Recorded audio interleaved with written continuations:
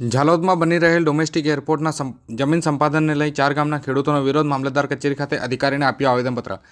આજ તારીખ 31/12/2024 મંગળવારના રોજ બપોરે 2:30 મળતી માહિતી અનુસાર ઝાલોદ પ્રાંત કચેરી ખાતે ડોમેસ્ટિક એરપોર્ટના નામે ગરીબોની જમીન વિહોણા કરવાના આરોપ લગાવતા ખેડૂતો દ્વારા આવેદનપત્ર આપવામાં આવ્યું હતું અને વિકાસના નામે ખેડૂતોનો વિનાશ થઈ રહ્યો હોવાનો પણ આક્ષેપ કરતા આવેદનપત્ર આપવામાં આવ્યું હતું। ઝાલોદ તાલુકામાં ડોમેસ્ટિક એરપોર્ટનું સર્વે કરવામાં આવી રહ્યું છે। કેટલીકવાર જવાબદાર પ્રતિનિધિ દ્વારા સર્વે કરવામાં આવ્યું છે અને એરપોર્ટમાં સરકારી જમીન સાથે ગરીબ ખેડૂતોની જીવન નિર્વાહની એકમાત્ર આવક મેળવનાર ખેતરો પણ માપણી લેવામાં આવ્યા હોય।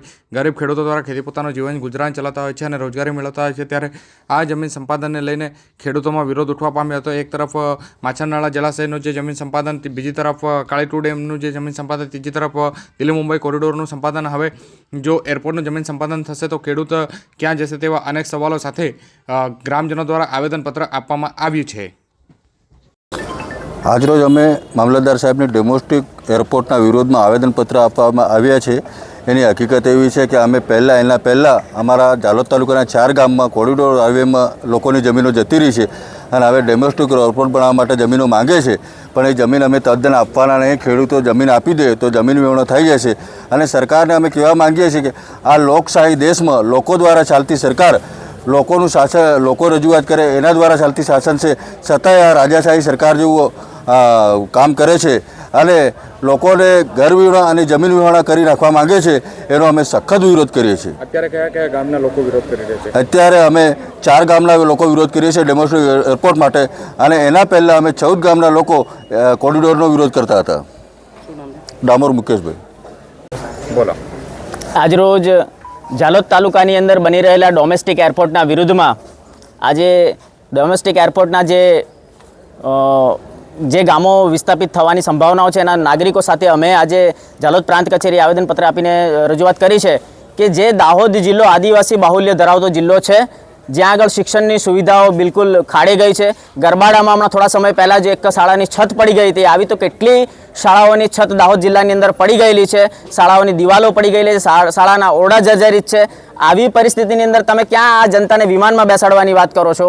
30 વર્ષના શાસનની અંદર આ ભારતીય જનતા પાર્ટીની શાસનની સરકાર દાહોદ જિલ્લાને પાયાની સુવિધાઓ આપી શકતી નથી। પાણીની સમસ્યાઓ છે, શિક્ષણની સમસ્યાઓ છે। જ્યારે વાત કરીએ દિવાળીને હોળીની વાત કરીએ તો આદિવાસી વિસ્તાર દાહોદ જિલ્લાની અંદરથી 60% લોકો મજૂરીએ જાય છે। તે લોકોને વતન ફરવા માટે 250, 500 બસોની જરૂરિયાત છે।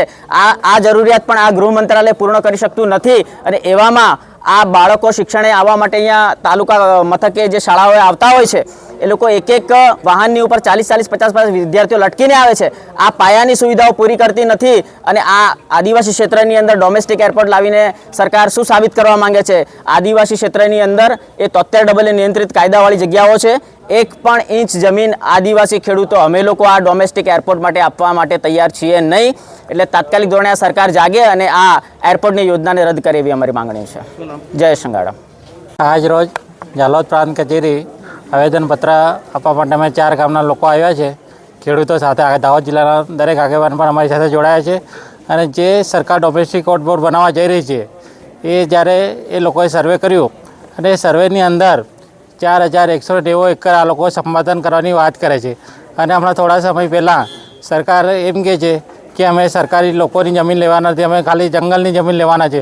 પણ જંગલની જમીન 1018 એકર છે, જ્યારે એ લોકોની જરૂર છે 4190 એકર, તો બાકીની 3072 એકર જમીન એ લોકો ક્યાંથી લાવવાની છે? એટલે સરકાર અમારી જોડે આવે, ગામ લોકો જોડે, અને ત્યાં એનો ખુલાસો કરે। બાકી અમે જંગલની જમીન પણ આપવા નથી। જંગલની અમે અમારા બાપ દાદાઓની છે અને જંગલ એ જે તે વખતે અમારા વડવાઓએ હાજવી છે અને અમારા ઢોર ઢાકર અને એમાંથી જીવન જરૂરિયાતની બધી વસ્તુઓ, અને 50% લોકો અમારા જીવન જંગલમાં જ રહીને પોતાનું ગુજરાન ચલાવે છે। એટલે આવનાર સમયમાં જો સરકાર આ એરપોર્ટ અહીંથી રદ કરવાનું અમને ના કહે તો અમે આવનાર સમયની અંદર દરેક ગામના અને આદિવાસી પરિવાર બધા ભેગા થઈ અને ઉગ્ર આંદોલન કરીશું।